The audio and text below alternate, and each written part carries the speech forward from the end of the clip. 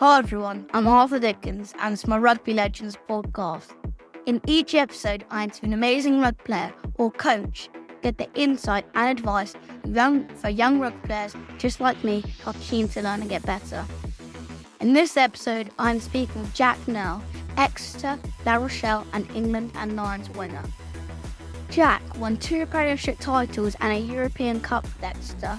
He has been capped by England 46 times and winning the Grand Slam in 2016. Jack also played in 2 Tests for the Lions in New Zealand in 2017. Jack currently plays in his rugby in La Rochelle in France under head coach Rona Gara. I hope you find Jack's knowledge and wisdom as self-decided. Enjoy.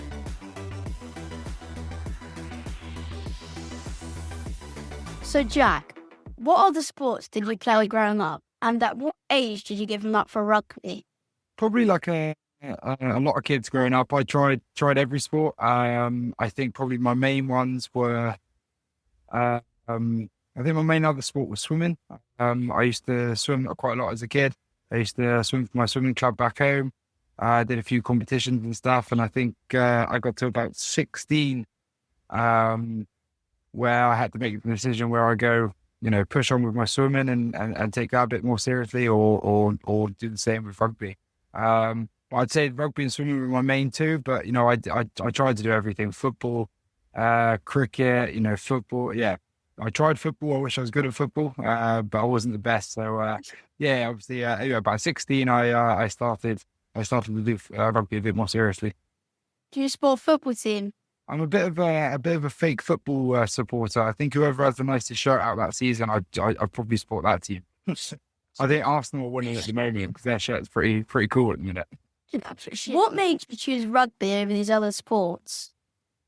I think for me, I felt swimming was very individual. Obviously, you did a little bit of team stuff with your relays and things like that. But, and you traveled as a squad. But once you're in that pool, you're very much by yourself. So I was always attracted to the team sport, and I certainly found that a lot more enjoyable. So obviously being with rugby, it's the ultimate team sport, isn't it? And you're with 14 other guys on that field, and then training you with the boys, and they become your best friends. And so I was naturally drawn to rugby a lot more so. When did you know that you're going to make it as a professional? I don't know. That's a tough question, that one. For me growing up, I never thought it would happen to me. You see all these, you look at all these TV, all these rugby stars on TV and things like that, and you think, no way that's going to happen to me. I'm from Penzance in Cornwall, which is the bottom of England, and so for me growing up, it was always just playing for fun and just playing with my mates. And at 16, 17, I went to Truro College, and for me, I was quite lucky. It worked out with good timing because Exeter Chiefs obviously got promoted to the Premiership when I was 17, so I was in my second year of college. And Truro College was part of the Exeter Chiefs Academy at the time. And, they said to me then, if you have a good couple of seasons, potentially there could be a contract at the end of it for you. And even then I was a bit like, I'd be lucky to maybe get 1 year, maybe 2 years at this team. I'd probably never ever play for them. I'll just see how it goes for 2 years and then we'll go from there. So yeah, probably about 17, 18 when, I got to the end of my college life, and then I had a good chat with Exeter Chiefs and Rob Baxter, and they offered me a 3-year deal. Even when I signed it, mate, to be perfectly honest with you, I thought, there's still no way I'm gonna make this. I'm gonna do everything I can do to make it, but there's so many good players out there, and I'm only 16. I'm only 17, 18, and there's no way I'm going to be able to play for this great team. And so it probably wasn't even into my second contract my second year of my contract where I got my first team debut against London Irish. And then I was a bit like, oh God, here we go. This is getting exciting now. And as you said, you had your first team debut. How did that feel? I think, growing up as a kid and like I said, then you're seeing all these professional rugby players on the TV playing for England, and then you're playing against London Irish. And I think at the time there was a couple of, international players playing for London Irish. And again, even at that stage, I was a bit like, I'm 18 years old. Am I out there's so many questions that go through your head. Are you good enough? Are you at your depth? Are you, should you be here? Do you deserve to be here? And, so obviously there's a lot of nerves, but at the same time, I think for me, the kind of excitement took over once I got to the match day. And, for me, it was a game that, I'll certainly never forget. Thank you. When did you know that winger was your position? And was this your decision, or did it come from a coach? It came from a coach. It wasn't actually my decision, mate. So I was always a fullback. Growing up, as soon as I got into men's rugby, I started men's rugby when I was 16, and I always played fullback. I never played on the wing before. And then at the time when obviously I was at Exeter Chiefs, we had a pretty good fullback at the time who was, one of our best players on the field. He was one of our leaders. And Ali Heifer, our coach at the time, then said to me, we want you both on the field at the same time. How do you feel if we put you on the wing, give you the number 14 jersey? And yeah, like obviously the nerves were there, but at that stage of my career, I was just so thankful to be given this opportunity to play in the first team for Exeter Chiefs. So for me, they could have put me in the back row, and I could have been wearing number 7. I didn't mind as long as I was on that field and I was playing with the team. I was more than happy. And if it wasn't for that move of him, because obviously I spoke to him quite a lot before the game of him putting me on the wing, and he believed I could do it. He believed that I could make that position mine. And obviously all these years later, I look back at that and think, well, if I wasn't put on the wing at that stage, I probably wouldn't have made it to where I am now. What do you love so much about winger? I think for me, very old school traditional wingers, very much are very fast. Stay on your wing, you score some good tries in the corners and things like that. For me, my coach at the time said to me, you're not going to be one of those wingers. You're not one of the fastest, but I back you to be one of the strongest. I back you to work harder than anybody else. And I kind of made that position, my own. I felt like, he told me, I don't want you on the wing. I want you to come off wherever you want to go. You can play around the scrum half, play around the fly half, get your hands on the ball, with the forwards. Just because you've got number 14 on your back, it doesn't mean I want you to stay on your wing. So, to be able to give them that license to roam the field and do what I want to do and get my hands on the ball as many times as possible, it certainly, relieved me a little bit of that pressure. So, yeah, I think I've really enjoyed playing in that position. Thank you. And as you said, you score loads of good tries on the wing. I tried to, mate. I tried to. A couple of videos. I was watching this video against Sail Sharks where somebody grabbed it and then he ran and it was a close try call and he touched it down and dived. They're always the nice ones when someone else does the work for you and you're just lucky enough to dot the ball down over the line. Exactly. Which players inspired you growing up and what was inspiring about them? You know what? I'll be honest. I didn't watch a lot of rugby when I was growing up. I wasn't one of those, I wasn't a super fan of rugby. I enjoyed watching it now and again. I didn't really watch a lot of, international games or anything just because, where we lived in Cornwall, it was very much, local rugby. And, I remember going to watch the Cornish Pirates down at the local rugby field and things like that and some of the senior games, but that wasn't obviously the top level. So, for me growing up, I didn't actually watch quite a lot of rugby, but, some of my first memories would be, watching someone like Jason Robinson and seeing what he can do on the field. And, that feeling of when he got the ball, you knew he was going to do something. You knew he was going to do something special. Obviously I'm a very, very different player to Jason Robinson, but, that excitement, I want to try and bring that across when people are watching me that, I can create something for the team. I can do something that people are going to want to watch. Someone like Jason Robinson, again, as a winger, I used to like watching someone like Sebastian Chabal. You might not know who he is, but, he played for France. He played for Sail Sharks. And, again, he was the other side of the ball. His attack was good, but his defense was what I really liked watching. He used to smash people. And, when you get that big hit and you have that feeling of your teammate having a big hit, it certainly brings the energy as well. So, those sort of people that bring the energy in the game and create stuff like that is people that I used to like watching. How did you manage your nerves before a big game? I think I learned very quickly the fact that, there was no point wasting energy on nerves for the game. There's no need to be nervous. everyone has a bad game now and again. Nobody's perfect, and I think as soon as you stop worrying about what might happen, you then start concentrating on what you can actually do in the game. Because there's no point worrying about something that hasn't even happened yet. So there's no point being nervous on something in the game where I might make a mistake, I might do something wrong. I learned quite quickly when I was younger to try and flip that, because I remember when I was younger, my first few games being very nervous, and then by the time the game came, I was quite tired and mentally tired. And then I'd finish the game and I'd play well, and I'd be like, oh, there was no point worrying about things in the game that might have happened because they haven't happened. I've played pretty well. I should be happy with myself. So for me, I've always tried to stay positive and always try and remember that I am a good rugby player. I do good things on the field, and I try and focus on those sort of things opposed to the mistakes. And like I said, everyone makes a mistake. No one's perfect in a game. Which taught me to, for when I do make my mistakes in a game, I move on quite quickly and I try and do something positive, quite quickly after. That's very helpful. What is the best piece of advice that coaches gave you? Best piece of advice?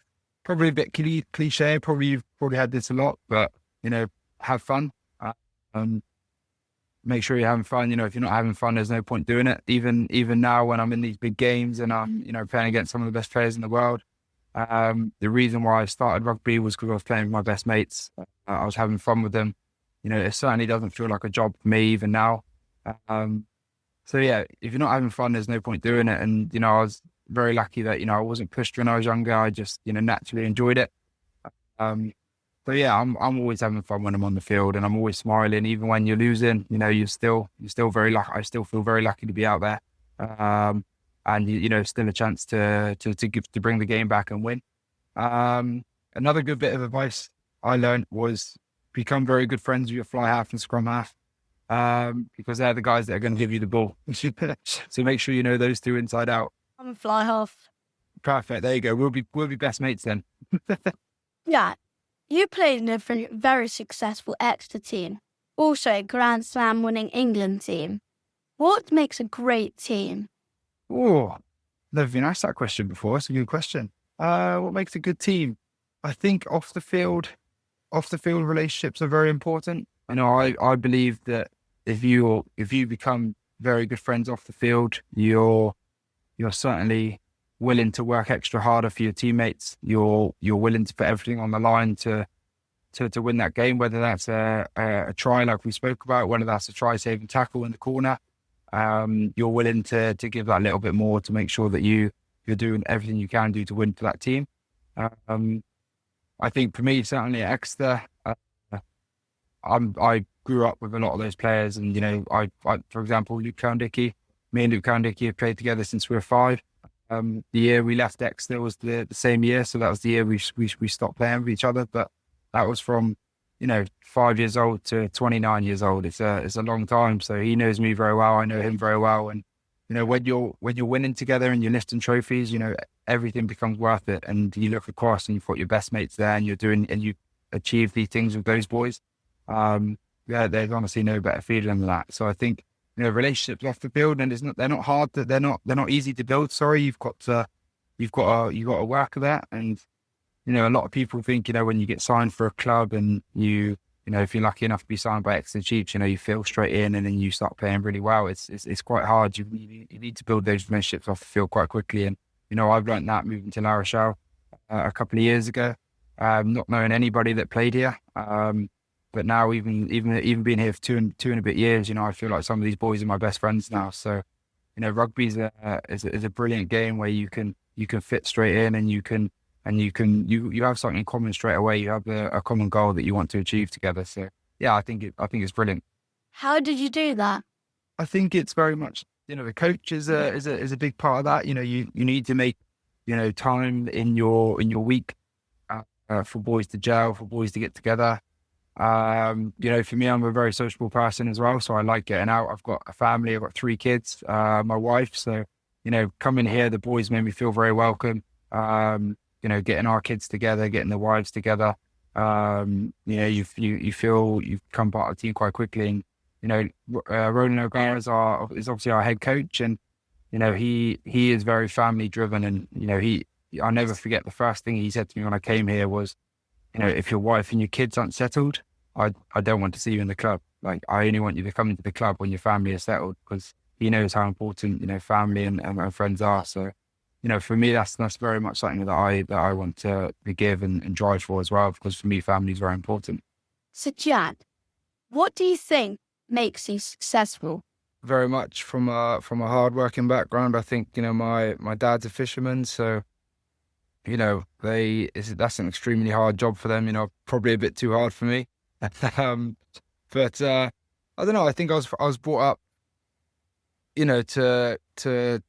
to be with this hard-working family. I was brought up to, respect my friends, my family, and, growing up and being with my dad and things like that, he done absolutely everything that he could do to make our lives, as comfortable. Me, my two other brothers and my sister, for our lives to be as comfortable as possible. And, sometimes that sacrifice was him being away at sea for a lot of times and not seeing him a lot growing up. But, I understand now that I'm older and I have my own family that, they're all sacrifices you've got to make to be able to have your family, safe and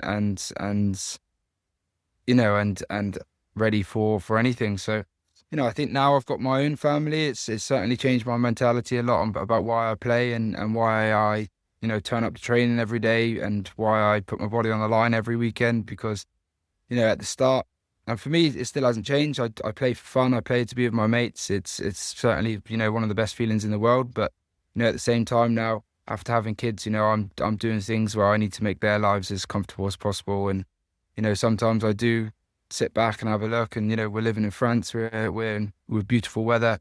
My kids are fluent French now, which is awesome to see and to be able to see them speak it, because they're a lot better at the language than I am. And there are all the perks of why you do this and why you do that every weekend. And because there are a few dark bits in rugby that you need to get through. Injuries, losses. For me in my career, injuries has been up there a lot. The amount of niggles and injuries I've picked up, but it makes it all worth it at the end when you see your kids smiling and your kids thriving. So yeah, it's for me, it's family's the most important thing. Wow, thanks. And as you said, your dad was a fisherman. Do you fish a lot? I'm a fake fisherman, mate. When I was younger, I used to go out with my rod and my reel. But that's probably about as far as I go, because I remember growing up and seeing some of the videos on my dad's phone of them being out in sea in storms and horrible weather, freezing cold, and that's luckily for me. I've always had rugby to get my teeth into. So if it wasn't for rugby, maybe I'd be out there fishing as well. But yeah, I've never experienced a trip out of sea yet. Have you caught any big fish with your rod? Not any I'm proud of, to be honest. The fish and things I catch at the moment is when I go crabbing down at the rock pools with my two girls and my son. So that's as far as I go for fishing at the minute. Thank you. To any young and inspiring wingers out there, what's one piece of advice you would give them? Oh, good question. I think a lot like we spoke about. I think remember why you started playing rugby. That you're obviously enjoying it. It's why you're doing it. So don't forget that. As long as you're out on the field enjoying it, it doesn't matter what level you're at.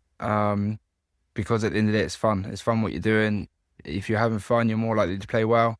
So yeah, that side of it's brilliant. That I think, because again, like I said, for me, I'm doing it as a job, but I don't feel it as a job. I'm still having fun with my best mates, and I look back at when I was your age and when I was younger, and for me that was some of the best times of playing rugby. Going away on club trips with your best mates, going away on school trips with your school friends, and playing all these different teams at rugby. It's brilliant. So I think, yeah, like I said, as long as you're having fun, you've got a smile on your face, you're going to achieve some good things. Which other position in the team do you rely on the most? Well, probably a bit like I mentioned before. For me, scrum half, fly half, are very important. And like I said, I'm not a player that likes to stay on my wing a lot. So I do like to come around the scrum half and around the fly half and see if I can get my hands on the ball as much as possible, because the scrum half's obviously the big link between the forwards and the backs. I think you've got to have a really good relationship with your fullback and your other winger, because they're the guys when you're out there, they're going to help you a lot. And a lot of the times my fullback that I'm playing with makes me look good. So yeah, I think for me, scrum half, fly half, and your fullback are important guys that you need to be on the field with. What was the facet of rugby which was your particular strength growing up? I think that's always the main thing when you're playing rugby, isn't it? So, I've gone through many different strategies of not being able to get tackled. I used to catch the ball on one side of the field, run around my whole team behind them, and then try and run up the other wing. Until I used to get told off by my coach because he said, "You can't do that forever, Jack. So you need to start running forward." But I think for me, it's probably that's kind of led on to then the way I play rugby now. I think it's your footwork and your being able to step players, and especially when you're going against some of those bigger boys on the field, some of those forwards, those big hairy forwards, you need to, I don't want to be squashed by them. So yeah, my footwork before that, trying to step them and make some of the bigger boys look silly. And then probably one of my main things is, my strength after I have been tackled or I've been half tackled, to be able to, bust through those tackles and try and make a few more meters for the team. As you talked about stepping people, what was your favourite step? I had a good one last season where we're playing against Perpignan, and a big scary Fijian came flying out the line, and I was lucky enough to step him and get around the outside of him, and I went down the wing. But maybe one of my favourite steps has been, probably for my try against the Wasps in the 2016 final. Where Luke Cowan-Dickey gave me the ball on the inside, and I had a little step round the winger, and then got into the corner and scored our first try. So yeah, probably that one. Thank you. Jack, who is the best player you've played with or against? I feel I've been very lucky to play with and against some amazing players. I think certainly this year I'd say someone like Will Skelton. I'm sure everyone's seen what he did in the tests against the Lions, but he's a brilliant player to play with. And a horrible player to play against, as we've all seen. But yeah, he's obviously so big and so strong. But again, his skills are very good. He takes about 4 or 5 defenders to stop him, so it gives us a lot more room on the edge. Manu Tuolangi at the same time, I really like playing with Manu Tuolangi again because he's strong, makes things happen, very hard to tackle.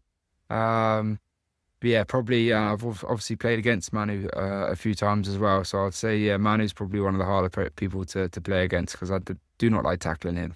What is the best thing about being a professional rugby player? To be honest, mate, I still don't look at myself as a professional rugby player. Obviously it's my job and it pays the bills and things like that. But I really don't look at it as that. I get to go Monday to Friday into a rugby environment where we have one of the best gyms, we have some of the best rugby fields, some of the best coaches in the world, and I get to play rugby. I get to learn every day from these other people. I get to go in the gym and stay in shape, and then obviously the ultimate side to it is that Saturday, Sunday when you come to match day, and I get to play in front of 18,000 people at the Stade de France here in France, and it's surreal sometimes. You look around and you think, I'm getting paid for this. So, for me, I don't look at it as that. I still look at it as when I was 5 years old when I started, that I'm playing with my best friends, I'm having fun. And at the end of the day, I'm chucking a rugby ball around a field. And it's as simple as that. So that's the way I still look at it now. What is the worst thing about being a professional rugby player? I think for me, it's probably been, spending time away from the family is tough. I think, the Lions tour that I went to, which I was lucky enough to be selected for against New Zealand, you're away for 9 weeks. 6 Nations, you're away for 7 weeks. But at the same time, you're representing your country and things like that. So again, that's about the sacrifices that I mentioned at the start. I think probably the worst thing for me has probably been my injuries and stuff that I've gone through for my career. Touch wood, I'm still good now. I'm still going, but I've had 11 operations now. So I've had a fair few of operations. Luckily I've come back from them all. I'm in good shape still. I'm still able to play. There's a lot of people out there that aren't as lucky as what position I'm in at the minute. But yeah, probably mentally trying to get through those injuries and trying to get back fitter and better again. And, you know, when you pick up another injury again, it seems tough at the time, but you're always going to get through it and you're always going to be okay at the end of it. So that's what I've learned. So yeah, for me, probably the fair few injuries that I've had so far. As you talked about the Lions tour, what was your favourite game you played from the Lions tour? Playing in that second test was big, you know, getting my cap and things like that. I think for me was playing against the Chiefs in the last midweek game, I think, because, you know, kind of everything went our way. You know, I was lucky enough to score 2 tries, but we as a team played really, really well, and, you know, we were always winning that game. So it was a very enjoyable game to be part of. And did you watch the Lions tour this year? I did watch it. It was very exciting. I thought, you know, the way Lions started was brilliant. But I think, you know, Australia have some, you know, brilliant players, and they were certainly the underdogs going into this. And, you know, you see the way they fought in the second test. You know, it was awesome to see the Lions win it in the second test. But I think, you know, if Australia, you know, just snuck it at the end, I think that third test would have been even more exciting for both teams. So yeah, I did watch it. I thought it was brilliant. Did you enjoy it? Yeah, I loved it as well. Good. Do you think it should have been 3-0? I think the results were justified, to be honest. I would have loved to have it been 3-0. You know, there's no better than, you know, giving the Aussies a whitewash. But I think, you know, a bit more so now of sitting back and being a bit more of a neutral and just enjoying rugby for what it is. I think it made it to be very exciting. I think Australia, you know, deserved to win at the end of it, especially the way he played in that second test, and, you know, even more so the way he played in the third test. So yeah, I think a 2-1 win for the Lions was justable. And who would have got your player of the tournament? Yeah, I think Tom Curry would have got my player. Why? I obviously have been lucky enough to play with Tom Curry. I know how good he is as a player. I know how professional he is. And yeah, honestly, playing with someone like Tom Curry, he makes your job very, very, very, very easy on the field, because he does a lot of the hard work that a lot of people don't see. And he's horrible to play against. You know, he's so strong over the ball when he's going to turn it over and things like that. So he's a player that you always need to be aware of. So yeah, I think, Tom Curry. Thank you. How have you found moving to France and playing rugby in the top 14? I've really, really, really, really enjoyed it. I think, you know, for me, it's something I've always wanted to do. You know, I'd love to have stayed with Exeter, you know, my whole career. But, you know, unfortunately, things don't always work out the way you want it to do. And, you know, for me, I was very keen to get my family, you know, this is not the rugby side of it, it's the life side of it. Like, to get my family, experience different things, experience different cultures. So yeah, I think, moving to France has been brilliant for my family. I think rugby-wise, you know, I believe at the moment that the top 14 is probably the best competition in the world to do with rugby. You know, I certainly believe that we've got some of the best players over here playing in the world at the minute in this competition. So, you know, every single weekend's a big test. You know, you go from one week playing against Toulon to the next week playing against Toulouse, where you've got someone like, you know, Dupont, who's probably the best player in the world at the minute. So, you know, it's a challenge. It has been a challenge. You know, it probably took me a good few months to be settled and to find my way a little bit. But again, like I said, like, the team made me feel very welcome coming over here. The team are very ambitious. We want to win things, which is certainly why I wanted to come over as well, because, you know, I'm desperate to win the top 14 and, you know, hopefully get another trophy under my belt. So, yeah, I think it's been really good and it's been successful so far, you know, and hopefully this season we can actually win a few trophies. Have you been learning a bit more French? I've been really, really trying, mate, honestly. And it's so disappointing disappointing, but also a sense of pride that I try and use some of my French speaking to my daughter, my eldest daughter, Nori, who's 7. And she corrects the way I pronounce the words and the way I say, and she goes, "Oh, Daddy, no, you need to say it like this." And I'm like, oh, I look at her and I'm like, I'm very proud of you, but at the same time, I'm very jealous of how easy and how well you've picked up being able to speak French. And so I'm trying to learn, but it's a very hard language to learn. And what are you most proud of in your rugby career today? I think, being able to come home every day and see my kids smiling. I love the fact that my family fly over from England to come and watch me play at our stadium, and the atmosphere that they're being able to experience and be part of.